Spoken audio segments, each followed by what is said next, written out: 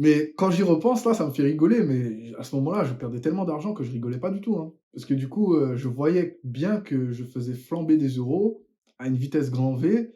Salut, j'espère que tu vas bien. Dans ce nouvel épisode, on va voir comment j'ai fait pour sortir de 3 ans d'échecs en trading avant de gagner mon premier euro concrètement. Tu sais que je n'aime pas les intros trop longues, donc rentrons rapidement dans le vif du sujet dès maintenant.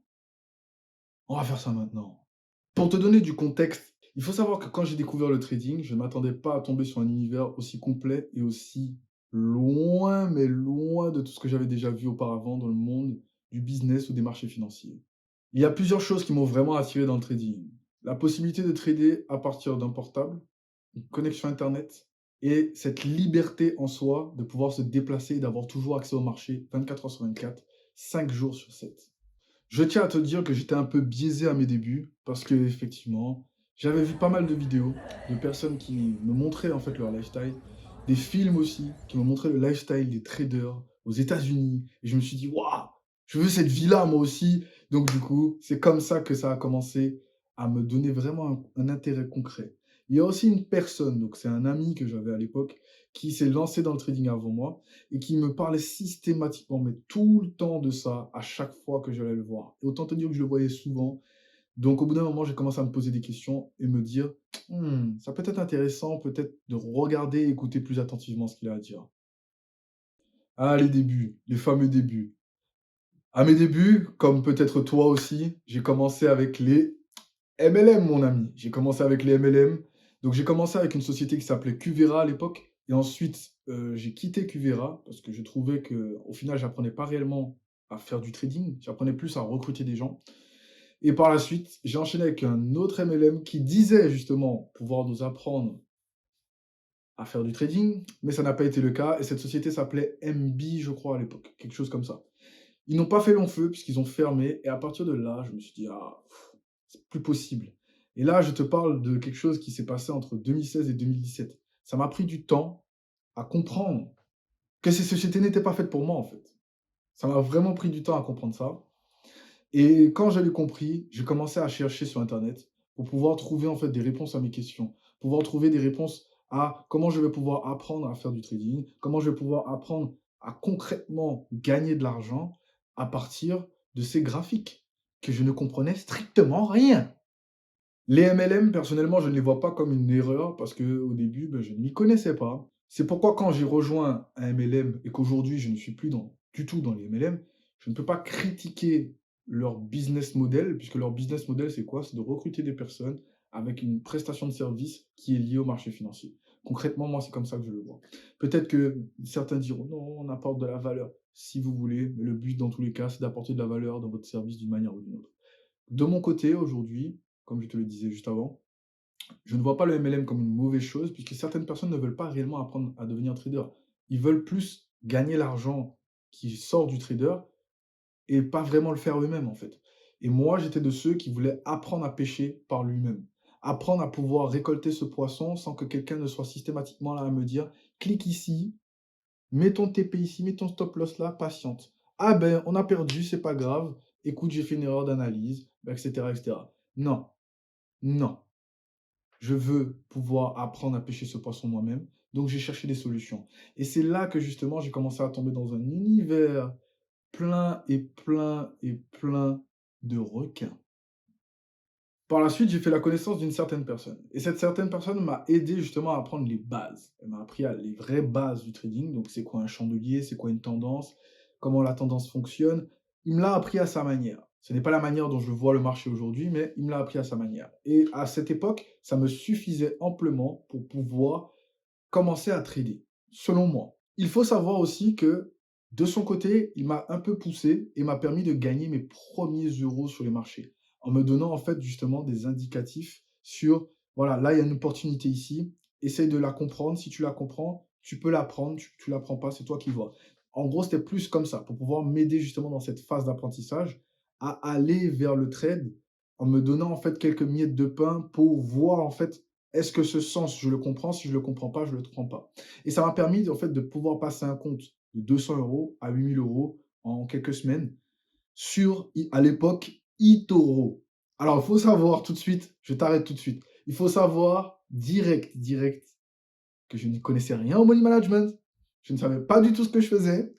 Puisque quand je regarde ça avec du recul aujourd'hui, je me dis, mais vraiment, je faisais n'importe quoi. Puisqu'au final, à chaque fois que je rentrais dans une position, moi, je mettais absolument tout. 200 euros, on met tout. 400 euros, on met tout. Et en gros, en fait, ce que je faisais à chaque fois, c'était des doublettes comme ça. Et quand je voyais que je perdais trop, je coupais manuellement le trade. Parce que je ne supportais pas de voir le compte en rouge. Moi, il fallait que ça aille tout de suite. Sur eToro, c'était même pas en bleu comme sur MetaTrader, c'était en vert. Donc, autant te dire que moi, quand je voyais du vert, j'étais content. Dès que je voyais le rouge, que ça allait trop dans le rouge, je coupais. Donc, je ne savais même pas c'était quoi un stop loss, je ne savais même pas c'était quoi réellement un TP. On me l'avait appris, mais sur eToro, je ne savais pas du tout comment le placer à l'époque. Tu avais une règle, et je mettais cette règle pour me dire, OK, là j'ai 200, combien tu risques sur le trade? Je mettais la règle à fond. Voilà, c'est tout. Je ne cherchais pas midi, 14 heures, et c'est comme ça que j'ai tourné mon compte de 200 euros à 8000 euros. Et ce n'est pas un bon exemple à suivre. Après cette aventure chez eToro, c'est là que les choses ont vraiment commencé à tourner au vinaigre. Et quand je dis au vinaigre, je pèse mes mots. Les choses ont vraiment commencé à tourner mal pour moi parce que forcément, je m'attendais à pouvoir reproduire cette performance de 200 à 8000 instantanément, peu importe le graphique sur lequel j'allais. Donc, j'ai commencé à trader le pétrole. Après, j'ai tradé l'or. Ensuite, j'ai tradé les indices. Après, je me suis mis au Forex. Et là, je suis entré dans une espèce de spirale descendante où peu importe la somme que je mettais, je refaisais systématiquement la même chose en continuant continuellement à perdre, perdre, perdre et encore perdre. Je crois que tu as compris l'idée.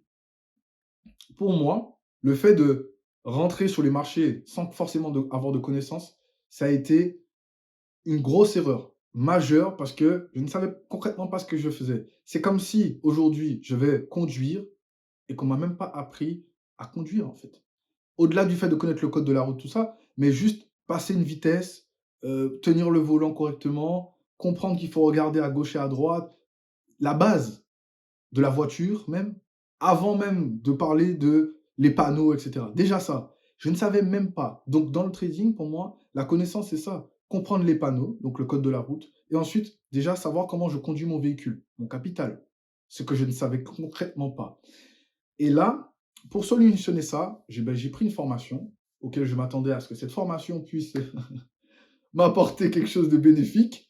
Donc, ça m'a apporté des connaissances justement sur les bonnes bases, les fondamentaux au niveau de la gestion du money management, la gestion et la compréhension surtout de l'argent sur les marchés, comment fonctionne un lot, comment fonctionne un contrat, c'est quoi la différence entre un contrat sur les indices et sur le forex. Bref, tu as compris l'idée. J'ai vraiment passé tout mon temps à comprendre ces bases sur justement cette formation. En dehors de ça, cette formation m'a permis par la suite de comprendre que les indicateurs n'étaient clairement pas pour moi. Ma deuxième erreur majeure a été en fait de prendre pour content tout ce qu'on me disait. C'est-à-dire dès que quelqu'un pouvait me prouver qu'il sait de quoi il parle, je le prenais pour content. Et quand quelqu'un avait du mal à me le prouver, c'était un peu plus difficile quoi que j'écoute ce qu'il dit. Et alors que pourtant, des fois, ceux qui savent trader ne savent pas forcément bien l'expliquer à un autre.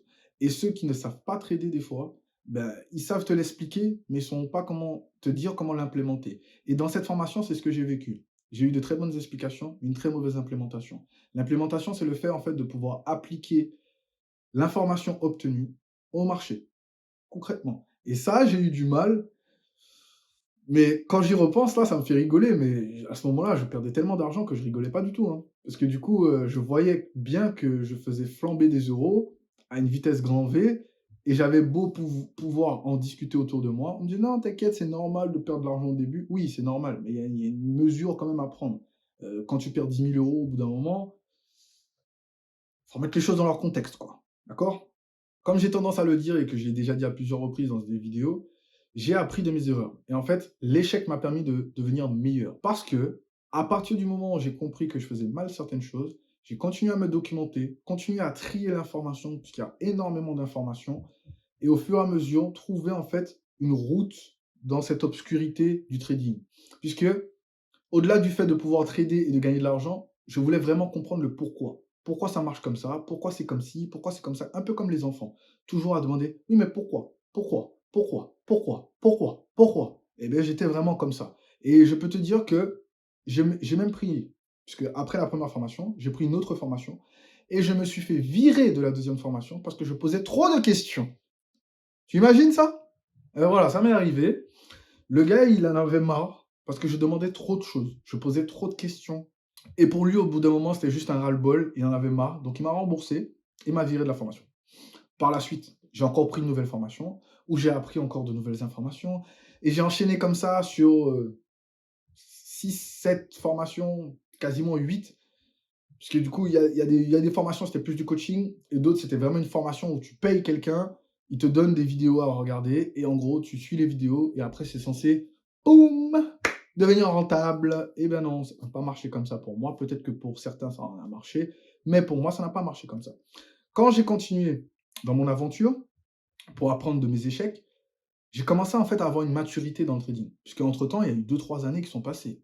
Et j'ai commencé en fait à trouver des formations dans toutes les formations que j'avais prises qui me convenaient, que je comprenais et que je pouvais appliquer consciemment et me dire, OK, je comprends cette information, donc je peux l'appliquer. Pour que tu comprennes comment mon trading a évolué au fur et à mesure de par tous ces échecs, puisque là, j'ai pas la possibilité de tout développer, de développer toute l'histoire, ça sera beaucoup trop long pour que tu puisses regarder cet épisode jusqu'au bout. Je peux te montrer par quelle phase je suis passé concrètement. Donc, je vais prendre le tableau là, je vais te le montrer directement.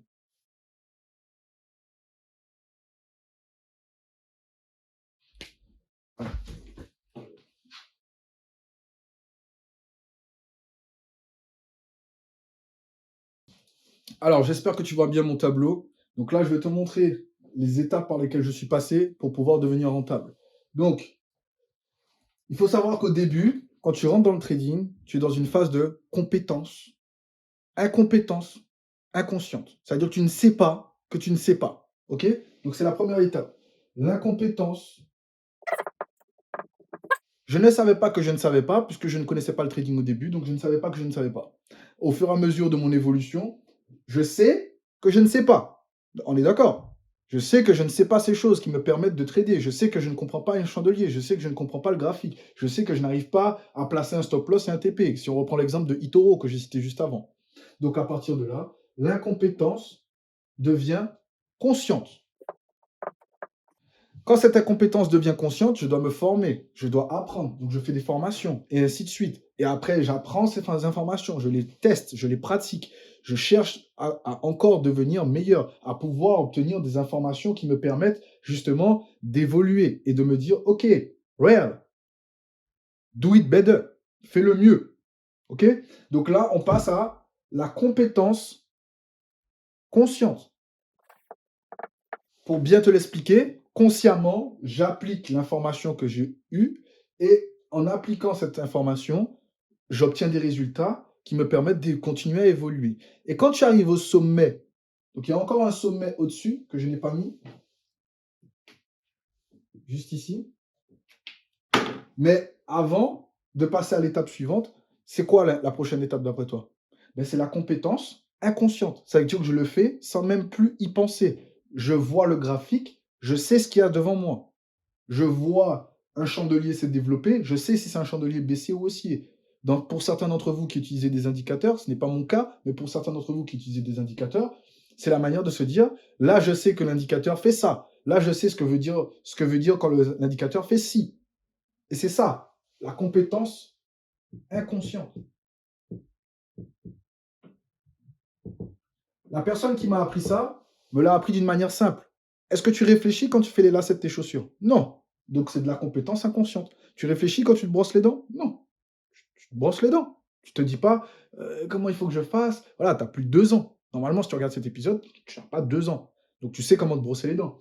Et une fois que tu as atteint cette compétence inconsciente, tu sais comment passer à la suite. C'est-à-dire le fait de pouvoir renouveler constamment le processus et que tu continues justement continuellement à acquérir des informations, cette fois-ci, pas forcément des nouvelles informations, mais des informations par rapport à ta propre expérience sur les marchés. Et que tu continues dans ce cercle à passer de l'incompétence inconsciente à la compétence inconsciente.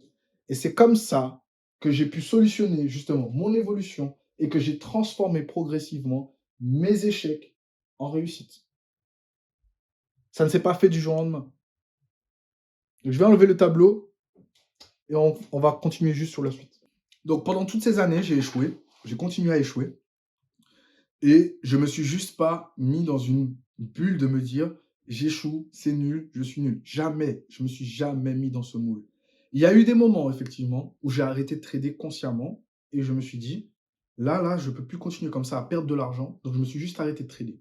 Et quand je me suis arrêté de trader, en fait, je ne me suis pas arrêté de trader le marché Heu, dans le sens où je ne voulais plus faire du trading. Je me suis juste arrêté pour prendre du recul sur toutes les actions passées que j'ai faites. Donc je suis revenu consciemment sur tous mes historiques de trading, je suis revenu consciemment sur toutes les pratiques que j'ai utilisées, tout l'argent que j'ai investi, où est-ce que j'en ai, combien d'heures j'ai pratiqué, qu'est-ce que je comprends sur le marché, qu'est-ce que je ne comprends pas et revoir en fait pour bien mettre à plat absolument tout et me dire: «OK, où est-ce que j'en suis concrètement? Où est-ce que j'en suis? À quelle phase j'en suis dans ma pyramide? Est-ce que je suis encore dans l'incompréhension? Est-ce que je suis encore dans la compétence consciente, mais que je n'arrive pas à passer à la compétence inconsciente de la chose? Pour pouvoir le faire et le faire encore.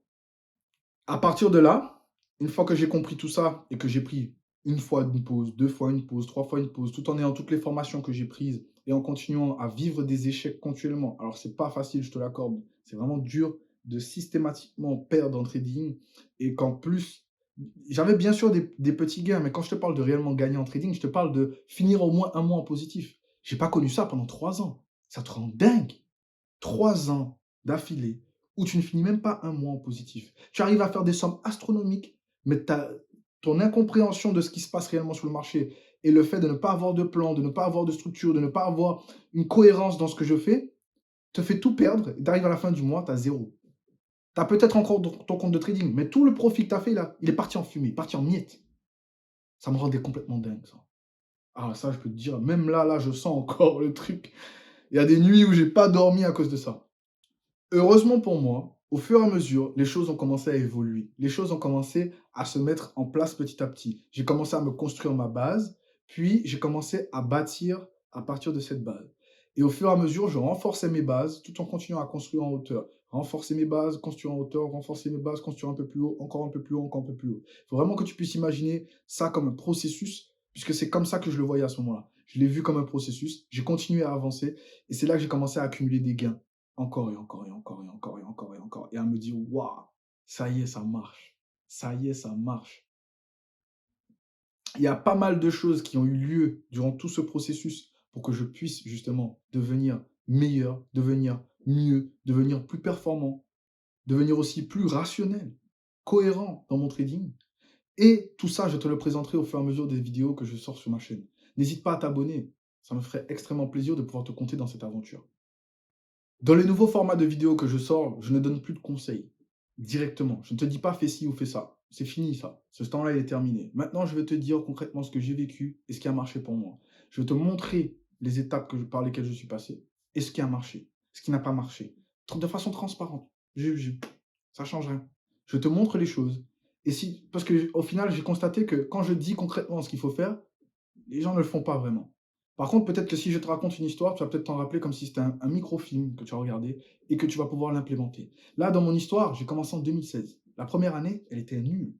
Et je ne l'ai même pas compté dans les 3 ans de mes échecs puisque je n'étais pas vraiment dans le trading. J'essayais l'immobilier en même temps, j'essayais ça en même temps, j'essayais ci en même temps. 2017-2018, les choses ont commencé à devenir un peu plus florissantes pour moi, mais je perdais toujours. Je perdais toujours sur le marché. Et pour autant, je n'ai pas abandonné. 2018-2020, là, les choses ont réellement commencé à changer. Là, j'ai vu justement que je prenais une croissance d'apprentissage ascendante et que je prenais aussi une croissance dans mes profits. Je suis tellement reconnaissant pour mon parcours parce qu'il m'a permis d'arriver où j'en suis aujourd'hui. Je suis tellement reconnaissant aussi de pouvoir comprendre que c'est ça qui m'a mené à ce où j'en suis aujourd'hui. Sans ce processus, peut-être que je ne serais pas là où j'en suis aujourd'hui. Sans ce processus, peut-être que du coup, je n'aurais pas choisi le trading. Parce qu'il y a beaucoup de raisons pour lesquelles j'ai choisi le trading, mais ce n'est pas le sujet aujourd'hui. Donc, en fait, l'un dans l'autre, on a chacun notre parcours dans le trading. On a chacun notre manière de voir le trading et on a aussi chacun notre manière de l'expérimenter, de le vivre. C'est une expérience personnelle, mais qui peut être partagée. Et c'est ce que je viens de te faire avec toi aujourd'hui. N'hésite pas à regarder cet épisode si tu veux pouvoir continuer avec moi.